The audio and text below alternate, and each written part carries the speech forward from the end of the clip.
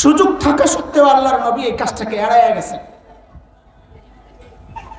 বুঝা গেল আমাদেরকে নবী শিখাইয়া গেছেন মনের চাওয়া এগুলো সুযোগ থাকলেই করতে হয় না, অনেক সময় বিতর্ক এড়াইতে এগুলাকে ছাড়তে হয়। সুযোগ আছে ইনশাআল্লাহ করব, কেবলই তো দেশ স্বাধীন হইল, একটু স্থির হোক না, স্থায়ী হোক না, এই ভণ্ডদের চেহারা জাতির সামনে উন্মোচিত হোক না, যে এরা যে সবসময় ওদের পক্ষে লড়ছে, এদের পরিচয় জাতির সামনে প্রকাশ পাক। মূর্তি মৌলবীর ভাঙ্গা লাগবে না, ওই শার্ট প্যান্ট ওলা ওই স্কুল কলেজের ছাত্ররাই গলার মধ্যে রশি লাগায় মূর্তিরা টাইনা টাইনা ভাঙছে। কথা বলছে আল্লাহ আমগরে বাঁচাইছে, আমগো মৌলবীর উপরে কোনো এই ব্যাপারে কোনো অভিযোগ আসে নাই যে মৌলবীরা মূর্তি ভাঙছে। বাবার মূর্তি হোক আর মার মূর্তি হোক, যে মূর্তি হোক, মূর্তি ভাঙছে পোলা ভাই। আল্লাহ তাআলা এমনই করার, জালেম যখন বড় হয়ে যায় আল্লাহ ওদেরকে শাসন করার জন্য বড় শক্তি পাঠান না, কখনো পাঠান তৈরন আবাবিল, ঝাঁকে ঝাঁকে পাখি, পাখি দিয়ে শেষ করে না। আমি তো বলি এই যুগের মুফাসসির কেউ যদি এই আয়াতের তর্জমা করে ফারসালা আলাইহিম তৈরন আবাবিল, তো তিনি একটা ভাব অর্থ করতে পারেন এই যুগের জন্য আল্লাহ তাআলা জালিমদেরকে শেষ করার জন্য ঝাঁকে ঝাঁকে পাঠাইছেন শিশু কিশোর। যুগের পরিবর্তনে তর্জমা পরিবর্তন হয়। নূরুল কোরআন হাফিজিয়া মাদ্রাসা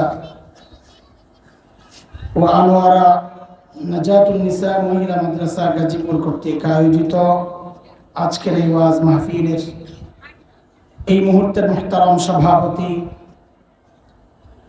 অতিথিবৃন্দ, হযরত উলামায়ে কেরাম, মুরব্বিয়ানে আযম, দূর দূরান্ত থেকে আগত ইসলাম প্রিয় সুধী সমাজ, প্রিয় ছাত্র ভাইয়েরা, যুবক বন্ধুরা, পর্দার আড়ালের মা ও বোন, আল্লাহ সুবহানাহু ওয়া তাআলার অশেষ মেহেরবানি যে মহান মালিক লাখো কোটি মানুষ থেকে বাছাই করে দিনই এই মজলিসে আমাকে আপনাকে আসার বসার, কিছু কথা বলা ও শোনার তৌফিক দান করেছে। সেজন্য মহান রবের শুকরিয়া আদায় করি, জবান খুলে প্রাণ খুলে কালিমাতুশ শুকর উচ্চারণ করি, আলহামদুলিল্লাহ। আজকে একটা আলোচিত দিন, ঐতিহাসিক দিন, রবিউল আউয়ালের 12 তারিখ অবশ্য চলে গেছে সন্ধ্যা হওয়ার সাথে সাথে, আমাদের কাছে তো 12 তারিখই। যাই হোক, তারিখ কোনো বিষয় না, কাছাকাছি দিবস, মাস, দিনটাও সোমবার গেল আজকে। 12 রবিউল আউয়ালের সাথে সাথে দিনটাও আজকে কি গেছে, সোমবার। আমাদের বড়দের কাছ থেকে শেখা এটা, নবী আলাইহিস সালামের সাথে সম্পৃক্ত যে দিবসগুলো আছে, মাসগুলো আছে, যে বিষয়গুলো আছে, এগুলোতে নবীর জীবনের বিভিন্ন দিক নিয়ে বেশি বেশি আলোচনা করা, যেন মানুষের দিলের মধ্যে নবীর পরিচয় জানার সাথে সাথে দিলের মধ্যে মহাব্বত তৈরি হয়। আর মহাব্বতের দাবি হচ্ছে তাকে অনুসরণ করা, সেই দাবি অনুযায়ী মানুষ যেন নবীর অনুসারী হয়ে যায়, সুন্নতের জিন্দেগি নিজের জীবনে বাস্তবায়ন করে, এটাই মাকসাদ। আমার ভাই নবী আলাইহিস সালামের শান মান নিয়ে আলোচনা করছিলেন, হযরত হালিমাতুস সাদিয়া পর্যন্ত আয়না রাখছেন। আমি ওই লাইনে আলোচনা করব না, সূরা লাহাব তিলাওয়াত করছি আপনাদের কাছে স্পষ্ট। সূরা লাহাবকে সামনে রেখে আমার নবীর জীবনের একটা দিক আপনাদের সামনে একটু তুলে ধরতে চাই, সময়কে সামনে রেখে। সূরা লাহাব নাজিল হয়েছে, আপনারা জানেন এটা, বলেন তো কার সম্পর্কে? আবু লাহাব সম্পর্কে। দেখছেন, জানেন। হয়তো একটা জিনিস জানেন না, যে আসলে আবু লাহাব তো আবু লাহাবের নাম না। আবু লাহাব, লাহাব হচ্ছে আগুনের স্ফুলিঙ্গ, লাল যে আভা।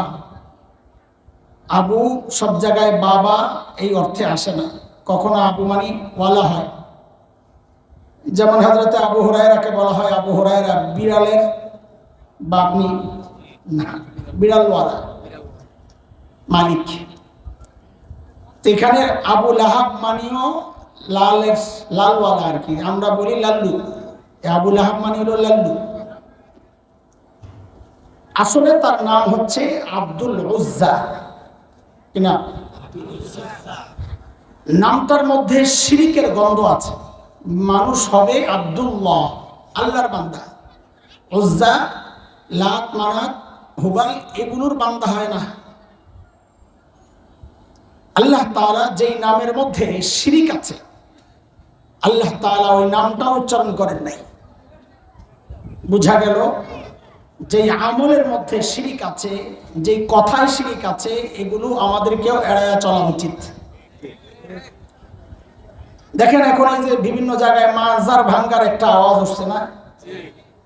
পোলাপাইন পাইছে সুযোগ, যেখানে যাইতেছে মাজার টাজার ভেঙ্গা টেঙ্গা বিনাশ করে লেগেছে।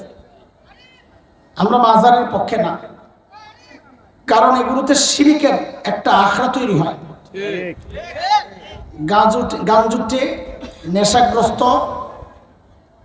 ওই সমস্ত মানুষগুলোর একটা আস্তানা হিসাবেই আমরা দেখতেছি এই সমস্ত মাজারগুলোকে। তবে হিকমত হচ্ছে এই মুহূর্তে এগুলো ভাঙতে না যাওয়া।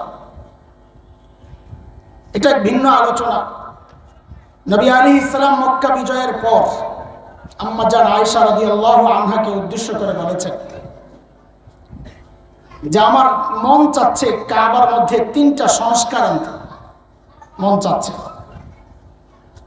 এক হচ্ছে কাবা পুনর্নির্মাণ যখন হয়েছে, কুরাইশদের খুব অভাব চলতেছিল, সেই জন্য খলিল ইব্রাহিম আলাইহিস সালাতু ওয়াস সালামের যে ভিত্তি ছিল তার থেকে কিছু কমায়া তারা কাবা বানাইছে। ওই কমের অংশটা হচ্ছে আজকের হাতিম দিয়ে একটা দেয়াল দিয়ে যে ঘেরাও করা, ওইটা খলিল ইব্রাহিমের কাবা ওই পুরাটা।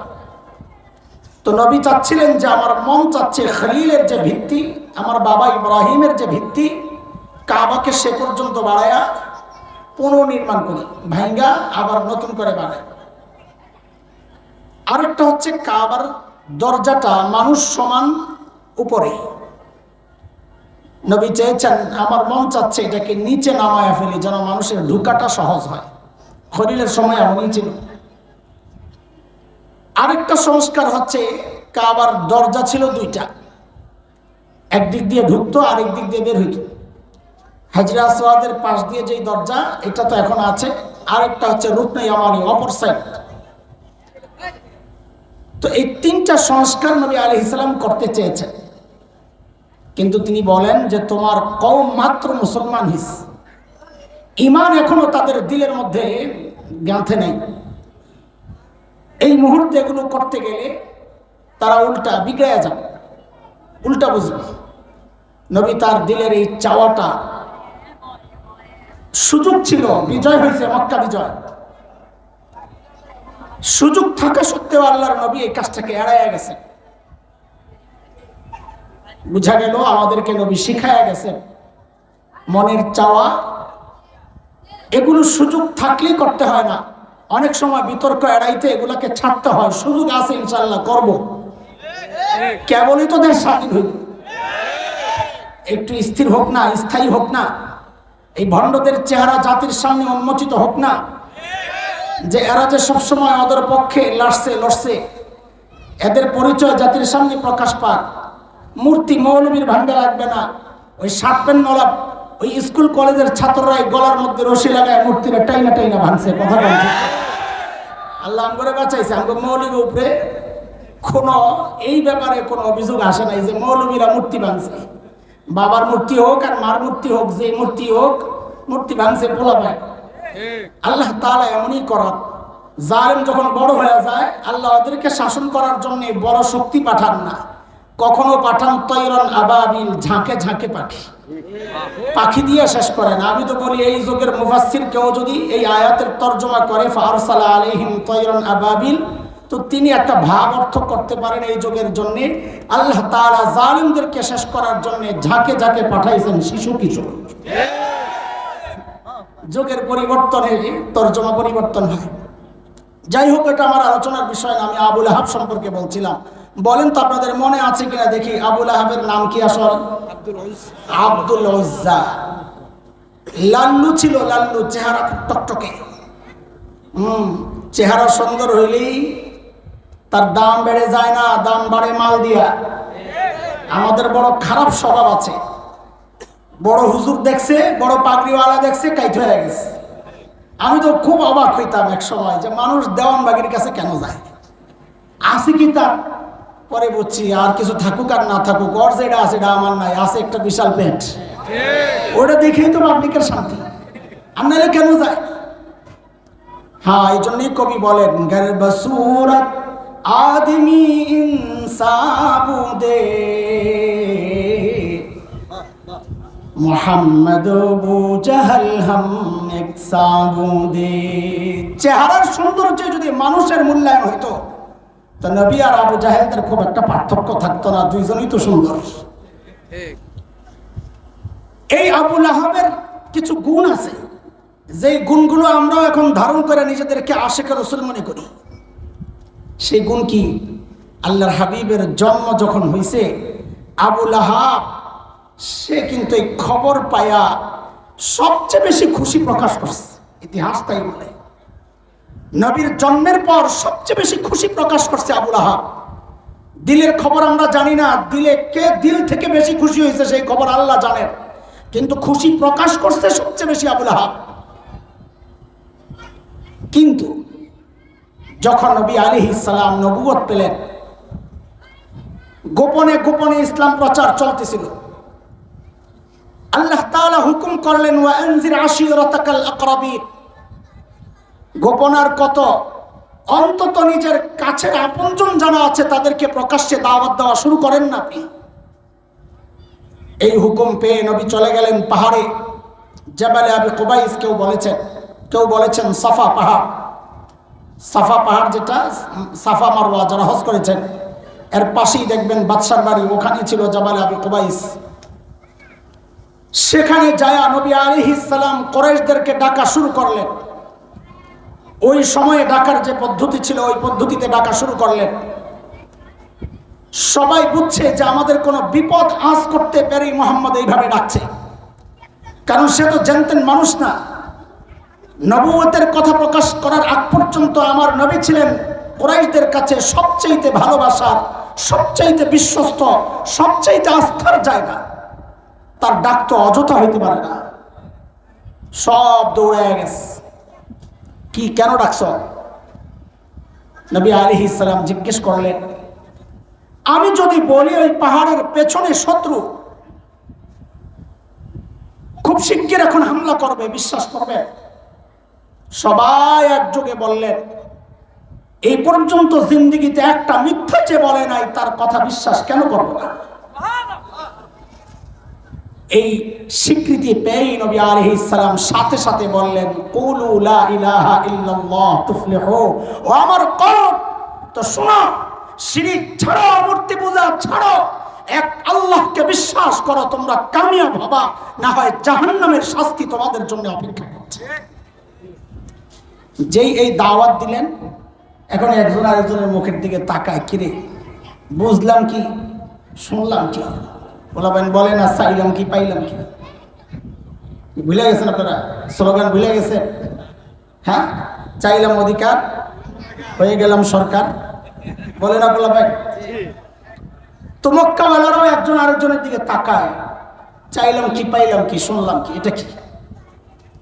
কিন্তু ভদ্রতার খাতিরে নবীকে কিছু বলতে পারছে না। খুব মনোযোগ দিয়ে কোনো কথা বুঝেন, কারণ যেই মানুষটা 40 বছর পর্যন্ত পরীক্ষা দিয়ে আসছে, যে কেউ বিপদে পড়ে দৌড়ায় আসে মোহাম্মদ, দুজনের ঝগড়া মিলাইতে আসে মোহাম্মদ, যে কোনো দুর্যোগে সবার আগে মোহাম্মদ, সবচেয়ে আস্থার ভরসার জায়গা মোহাম্মদ সাল্লাল্লাহু আলাইহি ওয়াসাল্লাম, সেই মানুষটাকে হঠাৎ মুখের উপর তারা কি করে বিরোধিতা করে? চুপচাপ সবাই চুপ থাকলেও সব সমাজে কিছু পান্ডা থাকে, ওরা চুপ থাকে না। ওরা মসজিদের মধ্যে প্রতিবাদ করে ওঠে হুজুর যখন তার দলের বিরুদ্ধে কথা বলে। ওরা মাহফিলে লাভ দিয়ে ওঠে হুজুর রাজনীতির আলাপ চলবে না। সব সমাজে এমন কিছু পান্ডা থাকে কি থাকে না? ওই সমাজেও এক পান্ডা ছিল, যেই পান্ডার নাম হচ্ছে আব্দুল উজ্জা, যাকে আমরা চিনি কি নামে বলেন? আসল নাম বলেন, মুখস্থ করেন, আসল নাম আবু লাহাব। লাভ দিয়ে উঠছে, হাতে পাথর, হাতে। এ মোহাম্মদ, এই জন্য ডাকছো? পাথর মারতে গেছে।